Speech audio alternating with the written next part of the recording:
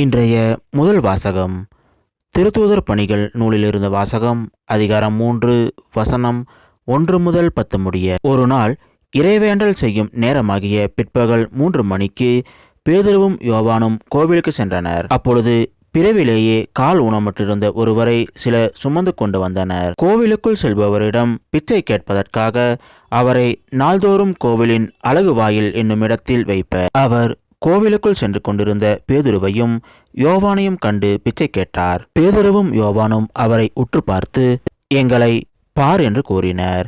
அவர் ஏதாவது கிடைக்கும் என்ற எதிர்பார்ப்புடன் அவர்களை ஆவலுடன் நோக்கினார். பேதுரு அவரிடம், வெள்ளியும் பொன்னும் என்னிடமில்லை, என்னிடம் உள்ளதை உமக்கு கொடுக்கிறேன். நாசரேத்து இயேசு கிறிஸ்துவின் பெயரால் எழுந்து நடந்திடும் என்று கூறி அவரது வலக்கையை பற்றி பிடித்து தூக்கிவிட்டார். உடனே அவரது காலடிகளும் கணுக்கால்களும் வலுவடைந்தன. அவர் குதித்தெழுந்து நடக்கத் தொடங்கினார்.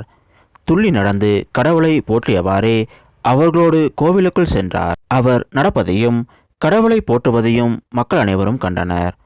அவர்கள் எல்லோரும் கோவிலின் அழகு வாயில் அருகே பிச்சை கேட்டுக்கொண்டிருப்பவர் இவரே என்று அறிந்து கொண்டனர். நடந்ததை பார்த்து திகைப்பு மிகுந்தவராய் மெய்மறந்து நின்றனர். இது ஆண்டவர் வழங்கும் அருள்வாக்கு. இறைவா உமக்கு நன்றி. இன்றைய நற்செய்தி புனித லூக்கா எழுதிய நற்செய்தியிலிருந்து வாசகம் அதிகாரம் 24 வசனம் 13 முதல் 35 முடிய.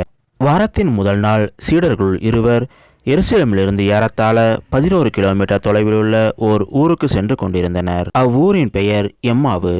அவர்கள் இந்நிகழ்ச்சியில் அனைத்தையும் குறித்து ஒருவரோடு ஒருவர் உரையாடி கொண்டே சென்றார்கள். இப்படி அவர்கள் உரையாடி கொண்டும் வினவிக் கொண்டும் சென்றபோது இயேசு நெருங்கி வந்து அவர்களோடு நடந்து சென்றார். ஆனால் அவர் யார் என்று அறிந்து உணர முடியாதவாறு அவர்கள் கண்கள் மறைக்கப்பட்டிருந்தன. அவர் அவர்களை நோக்கி, வழிநெடுகிலும் நீங்கள் ஒருவரோடு ஒருவர் பேசிக்கொண்டிருப்பது என்ன என்று கேட்டார். அவர்கள் முக வாட்டத்தோடு நின்றார்கள். அவர்களுள் கிளையோப்பா என்னும் பெயருடைய ஒருவர் அவரிடம் மறுமொழியாக, எருசலேமில் தங்கியிருந்தவர்களுள் உமக்கு மட்டும் தான் இந்நாளில் நிகழ்ந்தவை தெரியாதோ என்றார். அதற்கு அவர் அவர்களிடம், என்ன நிகழ்ந்தது என்று கேட்டார். அவர்கள் அவரிடம், நாசரேத்து இயேசுவை பற்றியே தான் பேசுகின்றோம். அவர் கடவுளுக்கும் மக்கள் எல்லாருக்கும் முன்பாக சொல்லிலும் செயலிலும் வல்ல இறைவாக்கினராக திகழ்ந்தார். அவர் இஸ்ரேலை மீட்கப் போகிறார் என்று நாங்கள் எதிர்பார்த்து இருந்தோம். ஆனால் தலைமை குருக்களும் ஆட்சியாளர்களும் அவருக்கு மரண தண்டனை விதித்து சிலுவையில் அறைந்தார்கள். இவையெல்லாம் நிகழ்ந்து இன்றோடு 3 நாட்கள் ஆகின்றன. ஆனால் இன்று எங்களை சேர்ந்த பெண்களுள் சிலர் எங்களை மலைப்புக்குள்ளாக்கினர். அவர்கள் விடியற்காலையில் கல்லறைக்கு சென்றார்கள்.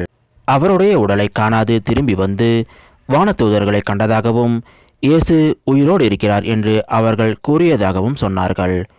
எங்களோடு இருந்தவர்கள் சிலரும் கல்லறைக்கு சென்று அப்பெண்கள் சொன்னவாறே இருக்க கண்டனர். ஆனால் அவர்கள் இயேசுவை காணவில்லை என்றார்கள். இயேசு அவர்களை நோக்கி, அறிவிலிகளே, இறைவாக்கினர்கள் உரைத்த எல்லாவற்றையும் நம்ப இயலாத மந்த உள்ளத்தினரே, மெசியா தாம் மாட்சி அடைவதற்கு முன் இத்துன்பங்களை பட வேண்டும் அல்லவா என்றார். மேலும் மோசே முதல் இறைவாக்கினர் வரை அனைவரின் நூலிலும் தம்மை குறித்து எழுதப்பட்ட யாவற்றையும் அவர் அவர்களுக்கு விளக்கினார். அவர்கள் தாங்கள் போக வேண்டிய ஊரை நெருங்கி வந்தார்கள். அவரோ அதற்கு அப்பால் போகிறவர் போல் காட்டிக்கொண்டார். அவர்கள் அவரிடம், எங்களோடு தங்கும், ஏனெனில் மாலை நேரம் ஆயிற்று, பொழுதும் போயிற்று என்று கூறி கட்டாயப்படுத்தி அவரை இணங்க வைத்தார்கள். அவர் அங்கு தங்குமாறு அவர்களோடு சென்றார். அவர்களோடு அவர் பந்தியில் அமர்ந்தபொழுது அப்பத்தை எடுத்து கடவுளை போற்றி பிட்டு அவர்களுக்கு கொடுத்தார். அப்போது அவர்கள் கண்கள் திறந்தன. அவர்களும் அவரை அடையாளம் கண்டு கொண்டார்கள். உடனே அவர் அவர்களிடமிருந்து மறைந்து போனார். அப்பொழுது அவர்கள் ஒருவரை ஒருவர் நோக்கி, வழியிலேயே அவர் நம்மோடு பேசி மறைநூலை விளக்கும்போது நம் உள்ளம் பற்றி எரியவில்லையா என்று பேசிக்கொண்டார்கள். அந்நேரமே அவர்கள் புறப்பட்டு எருசலேமுக்கு திரும்பி போனார்கள். அங்கே 11 அவர்களோடு இருந்தவர்களும் குழுமி இருக்க கண்டார்கள். அங்கிருந்தவர்கள், ஆண்டவர் உண்மையாகவே உயிருடன் எழுப்பப்பட்டார், அவர் சீமோனுக்கு தோற்றம் அளித்தார் என்று சொன்னார்கள். அவர்கள் வழியில் நிகழ்ந்தவற்றையும் அவர் அப்பத்தை பிட்டு கொடுக்கும்போது அவரை கண்டுணர்ந்து கொண்டதையும் அங்கிருந்தவர்களுக்கு எடுத்துரைத்தார்கள். இது கிறிஸ்து வழங்கும் நற்செய்தி. கிறிஸ்துவே உமக்கு புகழ்.